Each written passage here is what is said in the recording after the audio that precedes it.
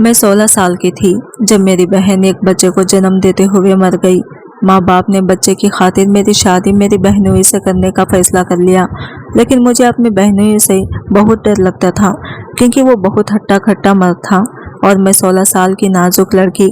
मेरे मना करने के बावजूद भी मेरी शादी मेरे बहनोई से कर दी गई। सुहाग रात में वो मेरे करीब आया तो मैं इसे देखकर डर गई थी। कहने लगा, डरती क्यों हो तुम्हें? मेरी गोद में मेरा छोटा सा भांजा रोए जा रहा था। मैं खुद इस वक्त सिर्फ 16 साल की थी। मैं समझ नहीं पा रही थी कि इसे चुप कैसे करवाऊं। वो बस रोए जा रहा था, चुप होने का नाम ही नहीं ले रहा था। इसे गोद में बहलाए बहलाए मैं थक गई थी। मेरी माँ सदमे से अपने कमरे में पड़ी हुई थी। बार बार इन्हें बेहोशी के दौरे पड़ रहे थे। मैं खुद भी एक बहुत बड़े गम से गुजर रही थी क्योंकि मेरी बड़ी बहन बच्चे की पैदाइश के होते ही दुनिया से चली गई थी। लेकिन जब वो बच्चा चुप ना हुआ तो मैं खुद भी रोने लगी। मेरी आवाज़ सुनकर पापा मेरे कमरे में आ गए। मुझे इस बच्चे के साथ रोता देखा तो कहने लगे, निम्रा क्या हुआ है बेटा, रो क्यों रही हो? मैंने कहा, पापा ये बच्चा चुप ही नहीं हो रहा है, मैं इसे कैसे चुप करवाऊं? मेरे पापा ने इस बच्चे को गोद में लिया और ठंडी सांस भरी। कहने लगे, इसने भी तो आते ही अपनी माँ को खोया है, क्या कर सकते हैं? बड़ी मुश्किल से मैंने अपनी माँ को और अपने भांजे को संभाला था। आखिर 8 दिन बाद जाकर आहिस्ता आहिस्ता मेरी माँ की तबीयत कुछ ठीक हुई थी। फिर भी वो अपनी बेटी को याद कर करके बहुत रोती थी, लेकिन उन्होंने अपनी नवासे को संभालना शुरू कर दिया था। मेरी बहन के इंतकाल के बाद मेरी बहनोई आकाशा एक बार भी हमारे घर नहीं आया था। मेरी बहन और आकाश की मोहब्बत की शादी थी, एक दूसरे पर जान छिड़कते थे दोनों, लेकिन मेरी बहन की उम्र बहुत कम थी। पहले तो मामा पापा इस शादी के बिल्कुल खिलाफ थे। इनका कहना था कि अभी मेरी बहन, जिसका नाम समीना था, इसकी उम्र कम है, हम अभी अपनी बेटी की शादी नहीं करना चाहते।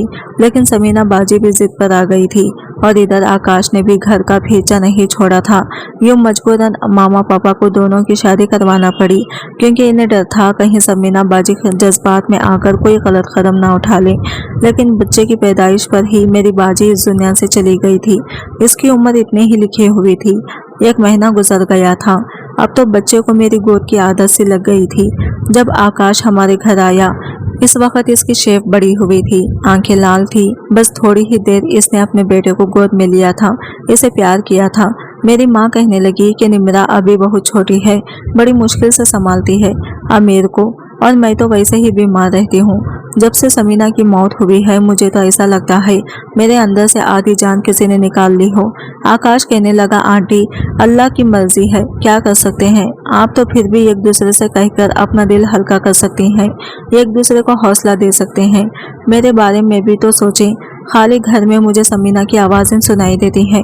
मैं किस दिल से वहाँ अकेला रहता हूँ ये मैं ही जानता हूँ। आकाश का गम अपनी जगह बहुत बड़ा था। मेरी माँ ने ठंडी गहरी सांस ली थी। कहने लगी, अभी तो छुट्टियां हैं, लेकिन छुट्टियों के बाद निम्रा की 12वीं क्लास शुरू हो जाएगी। बेटा मैं छोटे बच्चों को संभालने की हालत में नहीं हूँ।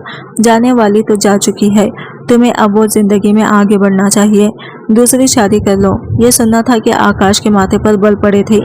कहने लगा, आंटी आप ये कैसी बातें कर रही हैं? समीना की जगह मैं किसी को नहीं दे सकता, कभी भी नहीं दे सकता। आप जानती हैं मैंने इससे कितनी मोहब्बत की है। इसके नाम पर जिंदगी बरसों गुजार सकता हूँ। मेरा बच्चा थोड़ा सा बड़ा हो जाए तो मैं इसको अपने साथ ले जाऊंगा। मेरी माँ कहने लगी, मैं जानती हूँ तुम समीना जैसी मोहब्बत किसी से नहीं कर सकते, लेकिन तुम्हारे बच्चे को तो माँ की ज़रूरत है ना। आकाश कहने लगा, क्यों, क्या खाला नहीं पाल सकती? निम्रा तो अभी छोटी है, सिर्फ 16 साल की है। आपको कौन सा अभी इसकी शादी कर देनी है? जब तक वो वही 22 साल की होगी, मेरा बेटा 5-6 साल का हो जाएगा और फिर मैं इसे ले जाऊंगा। लेकिन मेरी माँ कहने लगी, बेटा अब तुम्हें भी जिंदगी में आगे बढ़ना चाहिए। अगर तुम्हारा बेटा अमीर निम्रा का आदी हो गया तो किसी दूसरी औरत को सह नहीं पाएगा। जाहिर है आज नहीं तो कल तुम्हें दूसरी शादी तो करना ही होगी। ये जिंदगी अकेले नहीं कटेगी। वो कहने लगा, मुझे शादी करनी ही नहीं, ना अभी और ना फिर कभी। मेरी माँ कहने लगी, फिलहाल तुम्हारे दिल में समीना का गम ताज़ा है, लेकिन मैं जानती हूँ वक्त के साथ साथ सब कुछ नॉर्मल हो जाएगा। कुछ महीने बाद ही तुम शादी कर लेना ताकि तुम्हारे बच्चे को इसी लड़की की आदत हो जाए जो तुम्हारी बीवी हो। वरना बाद में बहुत मुश्किल हो जाएगी। अभी तो आमिर छोटा है कि जिसकी गोद में डालोगे इसी की गोद की इसकी आदत हो जाएगी, लेकिन बड़ा हो गया तो इसे नई औरत को कबूल करने में बहुत परेशानी होगी। मेरी माँ की बात आकाश को बुरी लगी थी। वो फौरन उठकर चला गया और इसके बाद पूरे 4 महीने बाद आया था। आमिर 5 महीने का हो चुका था। अब तो मेरे बगैर रहता ही नहीं था। मेरे लिए बड़ी मुश्किल होती थी। कॉलेज से आती तो वो रो रहा होता था। मामा इसे बहला बहला कर थक जाती, लेकिन चुप ही नहीं होता था। मैं आते ही इसे गोद में भरती तो इसका रोना बंद हो जाता। मेरे साथ ही सोता था, मेरे हाथ से ही खाना खाता था, मुझे अपनी माँ समझता था और मैं भी इसके लिए ऐसे ही जज्बात रखने लगी थी। मुझे लगता कि जैसा वो मेरा ही बच्चा है। मेरी माँ बार बार आकाश को कहती कि अपनी जिंदगी के बारे में सोचो, तुम्हारे बच्चे के मामला है, लेकिन वो पता नहीं क्या सोचा बैठा था। माँ के बार बार बहलाने पर भी 4 महीने बाद आया था। एक ही घंटा बैठा था, माँ की बातें एक कान से सुनकर दूसरे कान से निकाल देता और फिर उठकर चला भी गया था। हर महीना वो कुछ पैसे मेरे पापा की दुकान पर दे जाता, कहता था कि ये अमीर के खर्चे के हैं। मैं अपने बच्चे का बोझ किसी पर डालना नहीं चाहता। दिन यूं ही गुजरने लगे थे और मैं 19 साल की हो गई थी। अब तो अमीर भी 3 साल का हो गया था। अब तो मेरे बगैर और भी नहीं रहता था। मुझे मम्मा कहता था। इन्हीं दिनों मेरा रिश्ता भी आया था। काफी अच्छे खाते पीते लोग थे। मेरे माँ ने आकाश को बुलाया, कहने लगी कि निम्रा का बहुत अच्छा रिश्ता आया है और हम चाहते हैं कि इसकी शादी कर दें। ये सुनकर वो कहने लगा, लेकिन मेरे बच्चे का क्या होगा? क्या अमीर आपकी औलाद नहीं है? आपकी बेटी की आखिरी निशानी है। अपनी बेटी की खातिर मेरे बच्चे के साथ इतना बुरा मत करें, इससे इसकी माँ मत छीने। अमीर निम्रा को ही अपनी माँ समझता है और अभी कौन सा आपकी बेटी की उम्र गुजर जा रही है। 2-3 साल और रुक जाएं, तब तक अमीर भी बड़ा हो जाएगा और बात को समझने लगेगा। आप देखना, मैं खुद ही निम्रा की शादी बहुत ही अच्छे घर में करवा दूंगा, लेकिन मेरे बेटे को इस काबिल होने दें कि मैं इसके साथ रह सकूं। और वो बातों को समझने लगी। मेरी माँ कहने लगी, तुम समझते क्यों नहीं हो आकाश? वो अभी निम्रा की जान नहीं छोड़ता, इसे अपनी माँ समझता है। कुछ और बड़ा हो गया तो इसके बगैर बिल्कुल नहीं रहेगा और वक्त का कुछ पता नहीं है। मैं बीमार रहती हूँ और निम्रा के पापा भी ब्लड प्रेशर के मरीज हैं। हम अपनी बच्ची की शादी जल्द से जल्द करना चाहते हैं। तुम अपने बारे में सोचो। वो कहने लगा, ठीक है, आपको इतनी ही जल्दी है तो फिर निम्रा की शादी मुझसे कर दें। आकाश ने यह बात अचानक ही कही थी। मेरी माँ को इस बात की उम्मीद नहीं थी कि आकाश ऐसा भी कर सकता था। ये सुना था कि मेरी माँ ने हैरत से इसे देखा था। कहने लगी, तुम निम्रा से बहुत बड़े हो, पूरे 10 साल बड़े हो। आकाश ने कहा, तो फिर क्या हुआ? अमीर निम्रा को अपनी माँ समझता है, अब इसके बगैर नहीं रह सकता और मैं किसी दूसरी औरत को ले आऊंगा तो पता नहीं वो मेरे बच्चे के साथ कैसा सलूक करेगी। हो सकता है कि इसके साथ माँ वाला प्यार ना करें, मेरे सामने प्यार करें और मेरे पीछे से मेरे बच्चे को मारते रहे। निम्रा इसकी खाला है, इसके साथ अच्छा सलूक रखेगी, बिल्कुल माँ जैसा प्यार देगी जैसा कि अभी दे रही है। मुझे शादी की कोई ख्वाहिश नहीं है, लेकिन मुझे अपने बच्चे के लिए माँ चाहिए जो निम्रा से बढ़कर और कोई हो ही नहीं सकती। मेरी माँ कहने लगी, मैं तुम्हारे ससुर से बात करके देखूंगी। देखो निम्रा मेरी एक ही बेटी है, अगर तुम इसे अपनाना चाहते हो तो पूरे दिल से अपनाना, सिर्फ उमेर के माँ की हैसियत से नहीं, अपनी बीवी की हैसियत से भी अपनाओ, ताकि मुझे शादी के बाद अपनी बेटी की तरफ से फिक्र न रहे। ये बात सुनकर आकाश के माथे पर बल पड़े थे। कहने लगा, आपको शिकायत का मौका नहीं मिलेगा। आकाश अच्छे खाते पीते घराने से ताल्लुक रखता था, देखने में भी खूबसूरत नौजवान था। उम्र 29 साल थी। कोई भी लड़की इसको देखकर अपना दिल इस पर हार सकती थी, लेकिन मेरे दिल में आकाश के लिए ऐसा कोई जज्बात नहीं थे। होते भी कैसे? मैंने तो इसे हमेशा अपने भाई की नज़र से ही देखा था। इसके घर में किसी भी चीज़ की कोई कमी नहीं थी। जब ये बात मेरे पापा को पता चली तो कुछ सोच समझकर उन्होंने भी हाँ कर दी थी, क्योंकि वो उम्र में मुझसे 10 साल बड़ा तो था, लेकिन इसके अलावा आकाश में कोई कमी नहीं थी। और सबसे बड़ा मसला तो उमेर का था। वो अभी बहुत छोटा था और इसे एक माँ की ज़रूरत थी।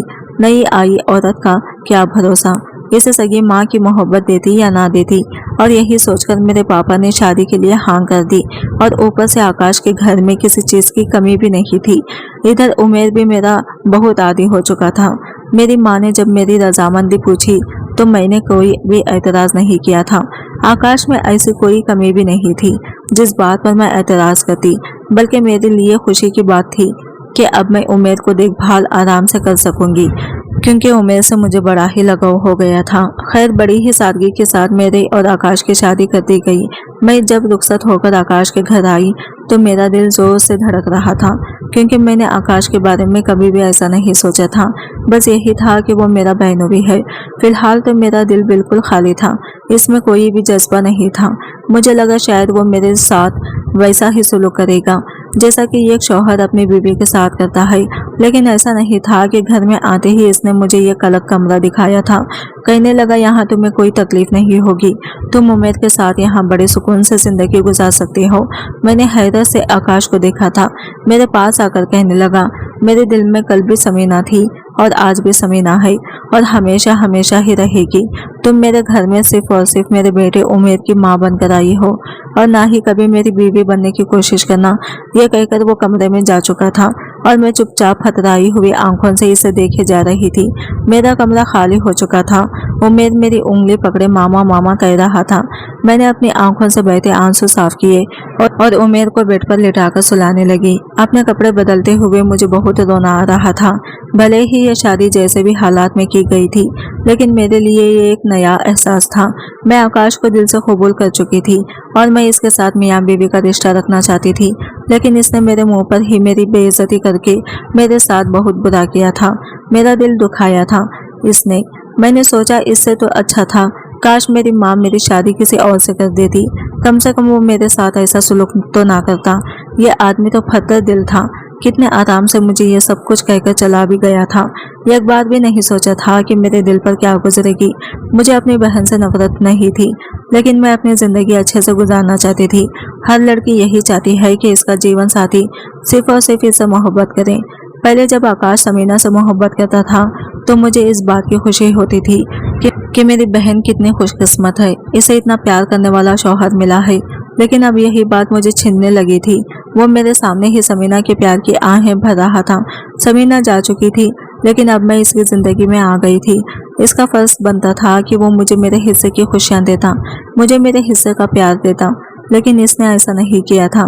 सुबह में उठी तो बिल्कुल चुपचाप थी और मैंने नाश्ता टेबल पर रख दिया था। आकाश ने चुपचाप नाश्ता किया। इसने एक नज़र उठाकर मेरी तरफ नहीं देखा था। मैं इस फतर दिल आदमी को देखकर अपने दिल ही दिल में आंसू बहाती रही। खूबसूरती में मैं समीना से कहीं बढ़कर थी।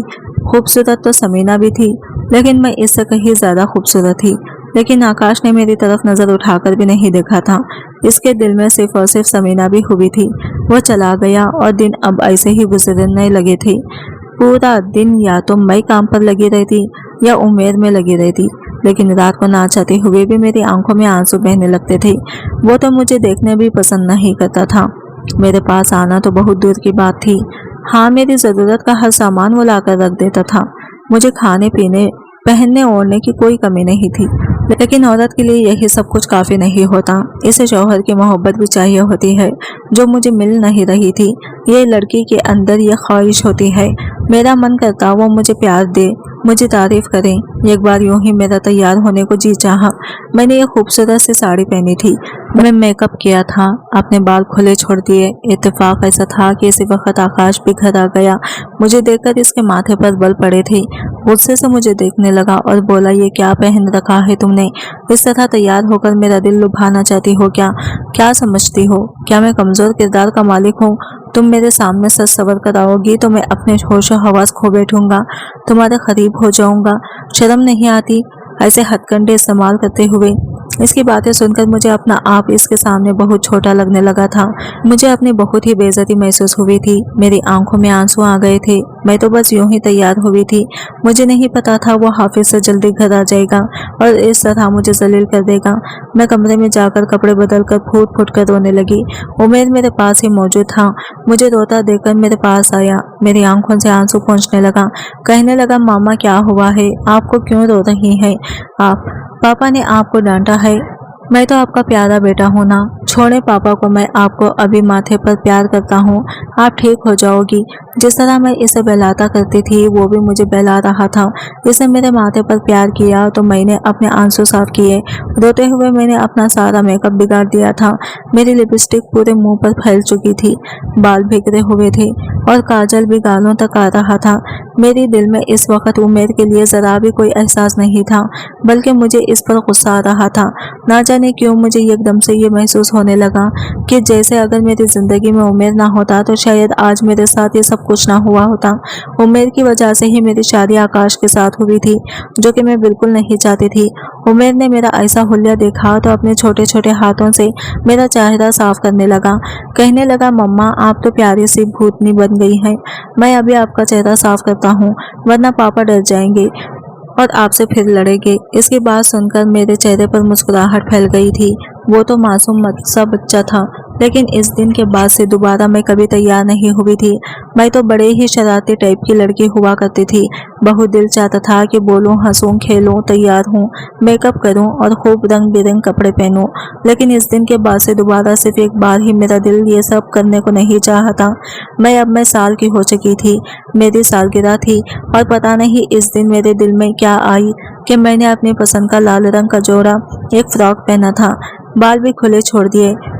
अब ये दिन का आकाश था और अब ये आकाश के आने का नहीं था। हल्का फुल्का मेकअप भी मैंने अपने चेहरे पर कर लिया था। उमेर मेरे पास ही मौजूद था। अब तो इसके स्कूल जाने की भी उम्र हो चुकी थी। कभी कभी जब मैं बहुत ज़्यादा बेचैन होती तो मेरे दिल में उमेर के लिए गुस्सा आने लगता था, लेकिन अगले ही पल मैं अपने इस एहसास को झटक दिया करती थी। ये तो मेरा भांजा है, मुझे मम्मा मामा कहता है। मैं बिल्कुल अपने औलाद की तरह इसकी मोहब्बत करती थी। इसके पाप की सज़ा में उमेर को क्यों दूं? इस दिन मैं तैयार बैठी थी जब उमेर ने मोबाइल में मेरी तस्वीर बनाकर आकाश के नंबर पर भेज दी। मैं इन सब बातों से बिल्कुल अनजान थी। बहुत वक्त के बाद मेरा शाही पैम्पर खाने का दिल कर रहा था। मैं उठकर किचन में चली गई और शाही पनीर बनाने लगी। हम दोनों माँ बेटा बैठकर अभी खाना ही खा रहे थे कि तभी गुस्से से आकाश घर में दाखिल हुआ था। मुझे इतना तैयार देखकर अगले ही पल अपना मोबाइल मेरे सामने बेच दिया। कहने लगा, ये सब कुछ क्यों किया है? तुम्हें शर्म नहीं आती? मैं वहाँ मीटिंग में बिजी हूँ और तुम मुझे बार बार अपनी तस्वीरें भेज रही हो। मैंने कितनी बार तुम्हें समझाया है कि मेरे सामने इस तरह की हरकतें मत किया करो। तुम्हारी मेरी नज़र में कोई भी अहमियत नहीं है।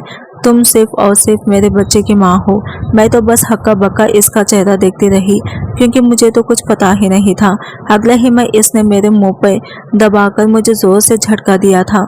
मेरे हाथों में सुर्ख रंग का कांच की चूड़ियाँ थी, जो मैंने बड़े ही दिल से अपने ड्रेस के साथ मैचिंग करके पहनी थी। अगले ही पल इसने मेरा हाथ टेबल पर मारा था। जोर से टेबल पर हाथ लगने से चूड़ियां टूटकर इधर उधर बिखर गई थी। उमेर तो डरकर पीछे पीछे छुप गया था। कांच मेरी कलाइयों में छुप चुका था और मैं बस सुस्कारी भरकर रह गई थी। मुझे तो पता ही नहीं चला कि कौन सी तस्वीर आकाश के नंबर पर भेजी गई थी। वो तो उमेर था जो अपनी नादानी में मेरी तस्वीर इसने अपने पापा के नंबर पर सेंड कर दी थी। आकाश के गुस्से का निशाना में बनी थी। शायद तैयार होना, अपने मन मर्जी के कपड़े पहनना, अपनी पसंद का खाना खाना, सब कुछ मुझ पर हराम हो चुका था। मैं अपने कमरे में बंद होकर कितनी ही देर तक अपने जज्बात और अपने अरमानों का गला घोंटकर रोती रही। मेरी आंखों से आंसू बह रहे थे।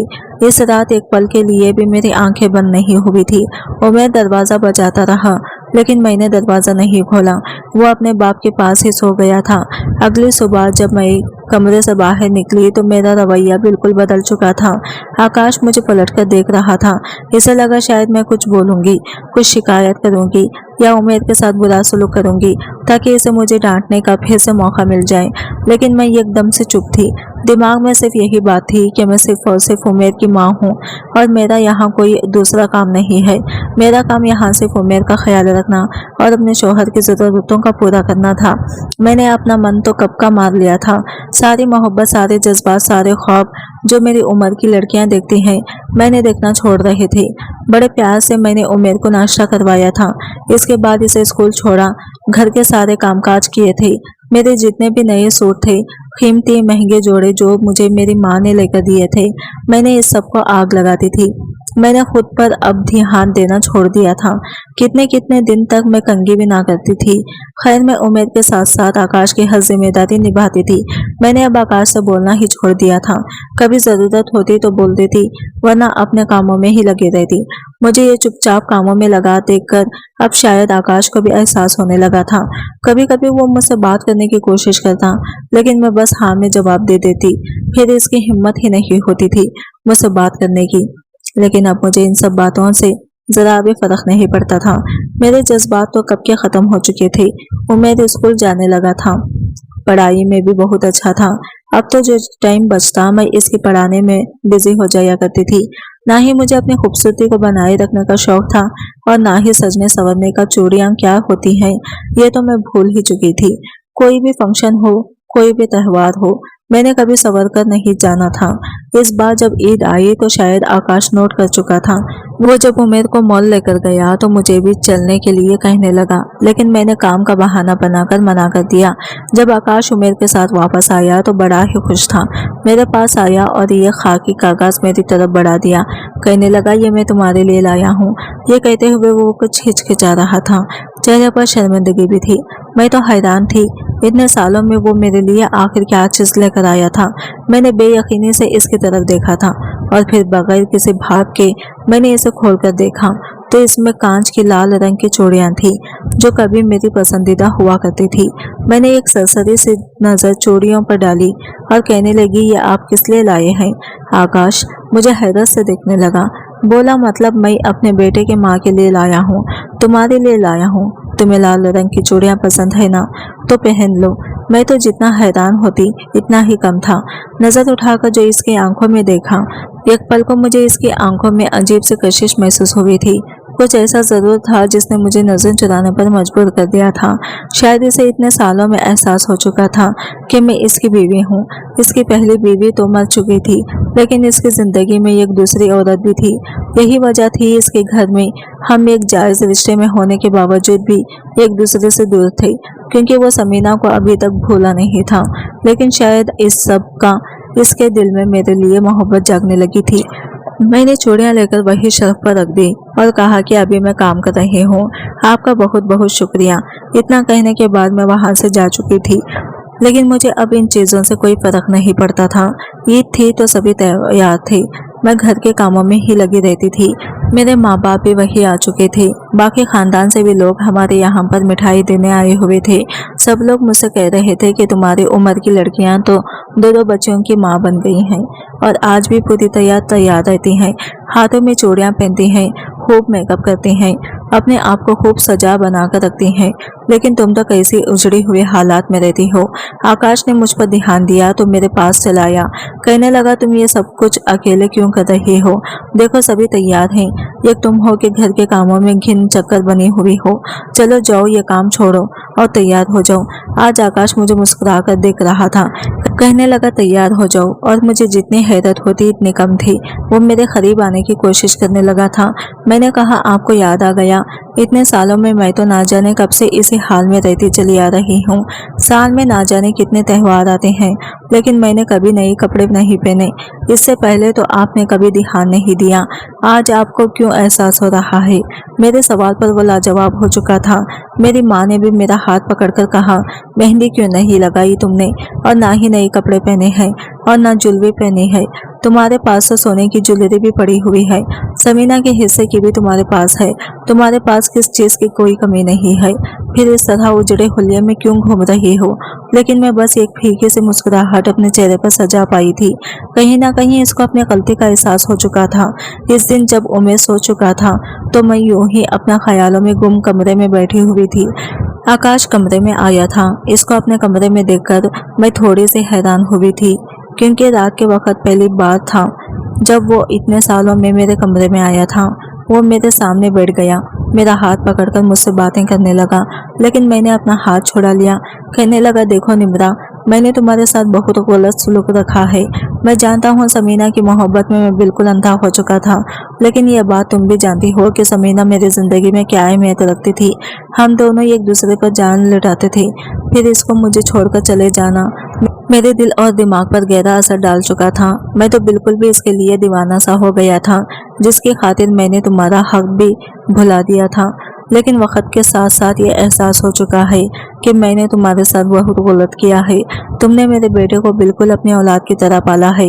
अपनी खुशियाँ, अपने सब कुछ मेरे बेटे के लिए कुर्बान कर दिया। छोटी सी उम्र में ही तुमने इसे माँ का प्यार दिया है, और फिर जब यहाँ आई तो जाहिर सी बात है मैं तुम्हारा शौहर था। तुम मुझे शौहर जैसा तो नहीं, हाँ दोस्त रखने की तो हकदार थी, लेकिन इसके बावजूद मैंने तुम्हारे साथ सख्ती बरती। मेरी कलाई पर अभी भी इन टूटी हुई चूड़ियों के निशान मौजूद थे।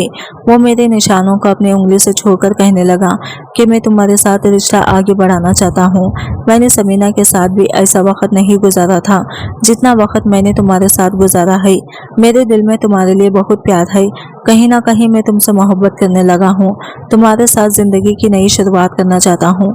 यह कहते कहते आकाश की आंखों में खुमारी बढ़ने लगी थी। इसने अपने साथ लाई लाल रंग की चूड़ियां भी मेरे हाथों में पहना दी। धीरे धीरे वो मेरे करीब बढ़ने लगा था। मैं इसकी बातों का मतलब समझ रही थी, लेकिन अब मेरे जज्बात खत्म हो चुके थे। मैं वहां से उठकर खड़ी हो गई। मेरे दिल में ये सारे अरमान तो कब के खत्म हो चुके थे। मैंने पलटकर इसे देखा और बोली कि मैं सिर्फ और सिर्फ आपके बच्चे की माँ हूँ। इससे ज्यादा मेरा और आपका कोई रिश्ता नहीं है। मेरे अंदर भी जज्बात थे। कभी मैं भी यही दुआएं करती थी कि आप मेरे साथ एक अच्छे शौहर बनकर रहें, मुझे मेरे हिस्से का हक, मेरे हिस्से का प्यार दें। मैं भी कभी आपकी बाहों में समाने के लिए तड़पा करती थी, लेकिन अब मेरे ये सारे जज्बात मर चुके हैं, क्योंकि मेरे साथ प्यार से बात करना तो दूर की बात, आपने कभी मुझे निगाह उठाकर भी नहीं देखा था। मेरा कितना दिल मचलता था आपके लिए। आप मेरे लिए तोहफा लेकर आएं। मैं जब तैयार हूं तो आप मेरी तारीफ करें, मुझे बाहर घुमाने ले जाएं, मेरा ख्याल रखें। मुझे बुखार हो तो आप मोहब्बत से मेरे लिए दो लफ्ज़ बोल दें। मेरे हर मुश्किल वक्त में आप मेरे साथ खड़े रहें, लेकिन आपने ऐसा कुछ नहीं कहा। उल्टा हर वक्त मुझे जलील किया। मुझे यह बताया कि मैं दूसरी हूँ, सिर्फ और सिर्फ तुम्हारे बच्चे की माँ हूँ। और अब जब मेरे सारे जज्बात राग बन कर चुके हैं, तो आप फिर से मुझे सहाने ख्वाब दिखा रहे हैं। मुझे समझाना चाहते हैं कि मैं अब तुम्हारे साथ नई शादीशुदा जिंदगी की शुरुआत करूं। देखिए, अगर आपके दिल में एक औरत के लिए जज्बे जाग रहे हैं और आप अपने अंदर के जज्बातों को ठंडा करना चाहते हैं, तो बेहतर है जाएं और जाकर एक दूसरी औरत से शादी कर लें जो आपकी ज़रूरतों को पूरा कर सके। मैं सिर्फ और सिर्फ उम्मीद की माँ हूँ, इससे ज़्यादा मैं कुछ भी नहीं। आपको मेरी तरफ से खुली इजाज़त है, आप जाकर तीसरी शादी कर सकते हैं। इतना कहने के बाद मैं कमरे से निकलकर बालकनी में जा चुकी थी। कुछ देर बाद मेरे और उमेर के कमरे से आकाश निकलकर अपने कमरे में चला गया था।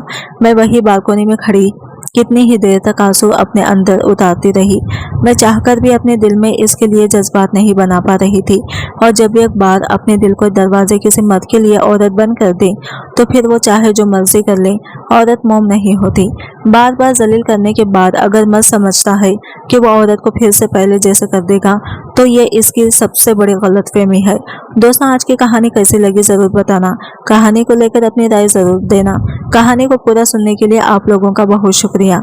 दोस्तों, मिलते हैं कल की कहानी के साथ। अल्लाह हाफिज़।